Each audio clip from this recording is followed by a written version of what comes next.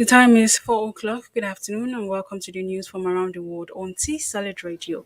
I am Akachi Chijuki. First, the major headlines.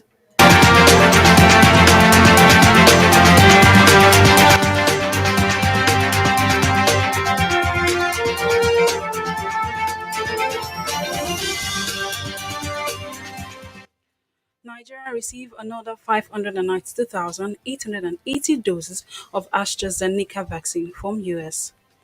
Islamic State suicide bombers killed dozens of Kabul airport. Denmark to lift all COVID restriction by September 10th, and in sports, Arsenal youngster Folarin Balogun ends first England under 21 Cup call.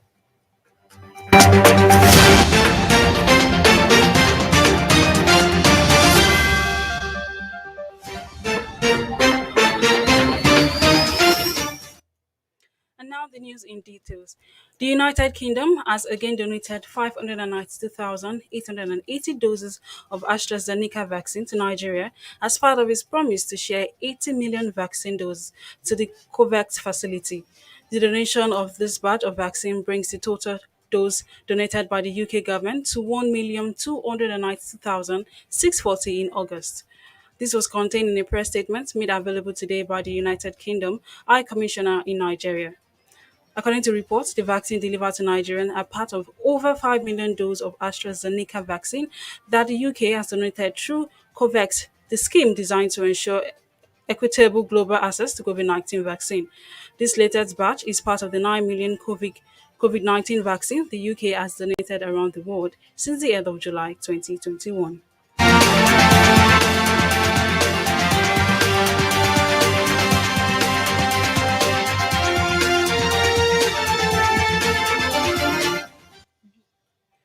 The federal government has said it will clear the areas of the subsequently adjustment of minimum wage owned to members of the Senior Staff Association of Nigerian Universities and the Non-Academic Staff Union of Educational and Associated Institutions by the end of October.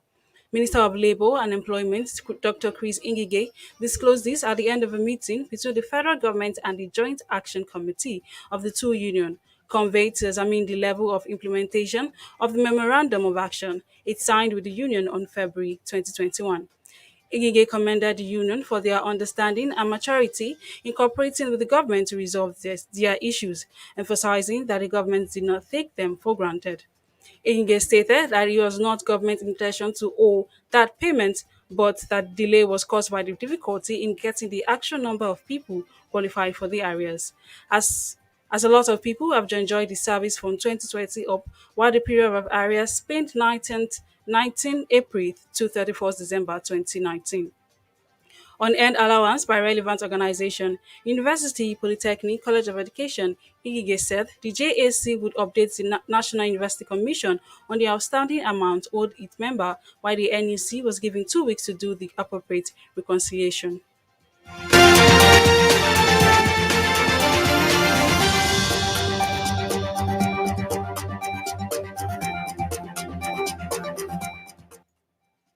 The Lagos state government has empowered 225 military officers, wives in a short-term skill acquisition program as part of the Women Anticipation process geared towards economic growth.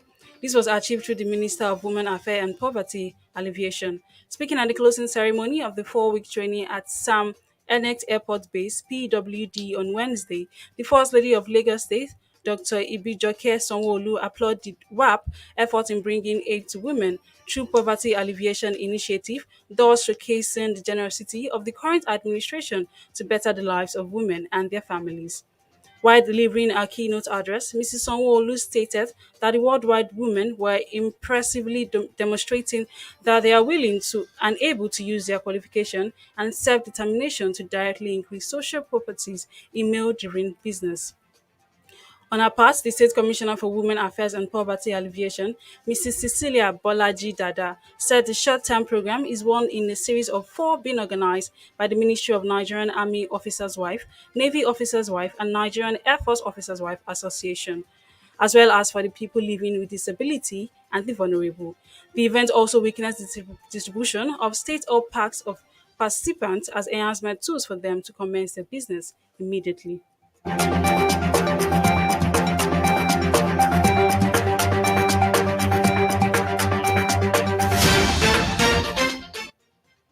You're still listening to the news from around the world on T Solid Radio. Still to come is the foreign and sports news. Do remember that you can download the app T Solid on Play Store or log on to www.tsolid.tv. You can as well follow us on our various social media platforms, all at T Solid Radio TV.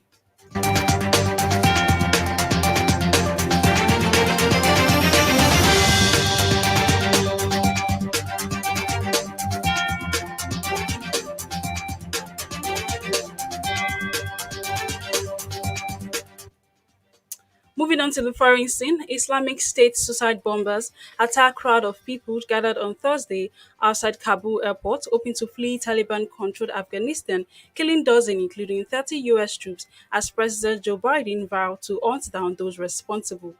The Taliban said the two blasts killed about 13 and 20 people, and health officials in previous government said the toll case rise to 60. However, the Islamic State group claimed responsibility for the attack, which added more urgency and outbreak to the defensive US-led campaign to airlift people out of Afghanistan now that the headline Islamic group has seized power. With the crisis in Afghanistan rocking its presidency on the call, a clearly shaken Biden went before the public to address the American people after the worst single-day death toll for US military in Afghanistan since 2011.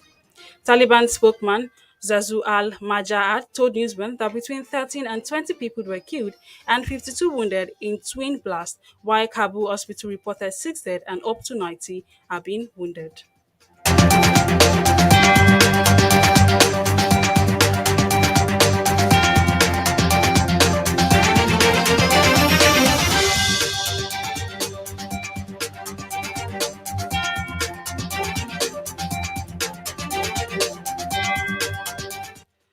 United Nations Secretary General Antonio Guterres on Thursday called a meeting of the permanent member of the Security Council to discuss the chaotic situation in Afghanistan. Antonio sent a letter formally inviting the United States, Britain, the France, Russia, and China to meet on Monday, and some other members country of the so-called PS has been discussing the possibility of meeting for a few days. Russia was reportedly returned, but all the five are expected to join. Monday discussion comes as Britain and France work on a new UN resolution on Afghanistan.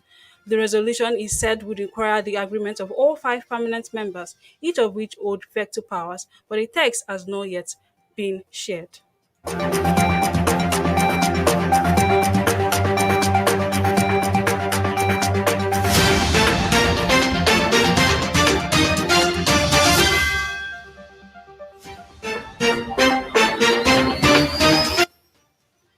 Algeria has announced it will not renew a gas supply agreement with Morocco days after severing diplomatic relations with the North African neighbor.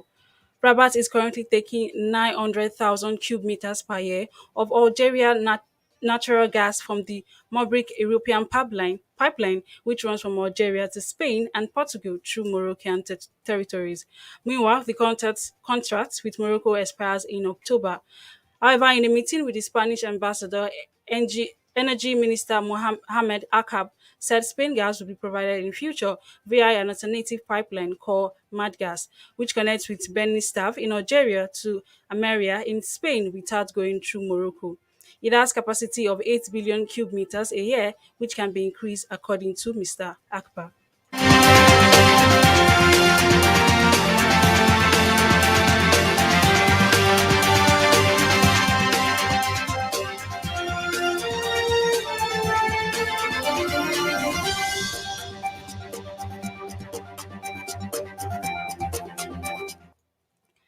Denmark will lift all of its COVID-19 restriction by September 10th, health officials said today, saying the virus no longer poses a threat to society due to the country broad vaccination coverage.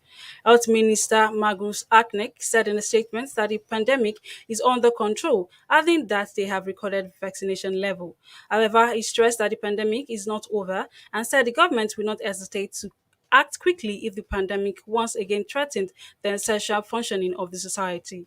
Denmark was one of the first countries to introduce a partial lockdown in March 2020, shutting down schools and non essential businesses and services. It has relaxed and reinforced its measures throughout the pandemic, and in April introduced a corona passport guaranteeing others access to business like restaurants, cinemas, gyms, and a salon. The requirement already lifted in some parts as a museum on August 1st. We end in more places on September 1st, though it will still be required to enter nightclubs and other large events until September 10th.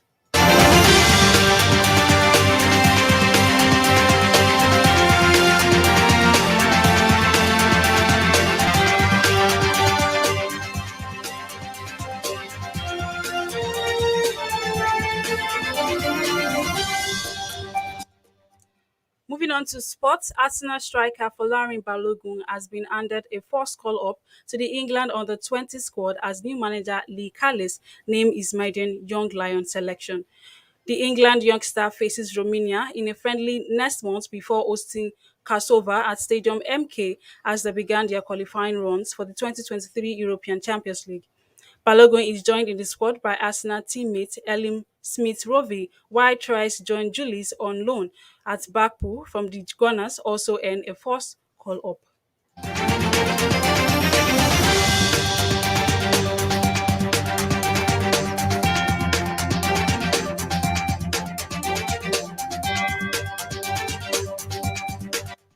And finally, on sports, midfielder Casemiro has extended his contract with Real Madrid by 2 years until 2025. The Spanish grant announced this today. The 29-year-old Brazilian international previous deal has been due to expire in 2023.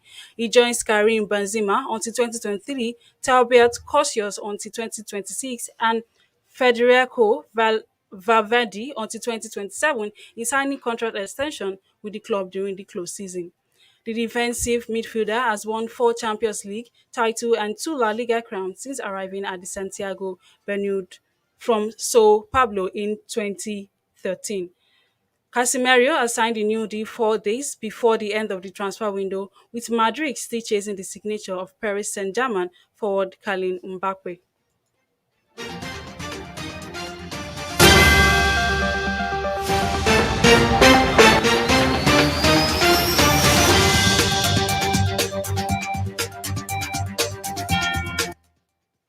And with that, we've come to the end of the news, a recap of the major headlines.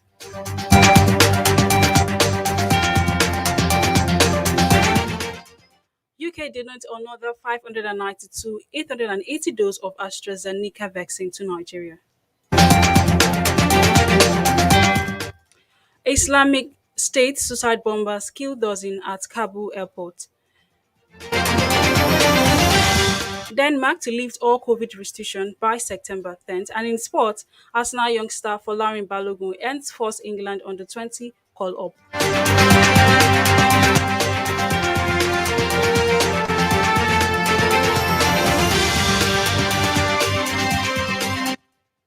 Ensure to go by all precautionary measures to stay safe from COVID-19 as recommended by the World Health Organization and the Nigeria Center for Disease Control.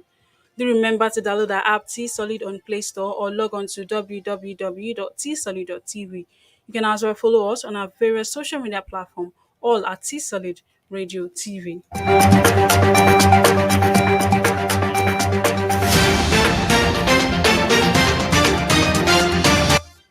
The news was compiled and edited by Olorun Mary Omolafe. I am Akachi Chijioke. Good afternoon and thank you for listening.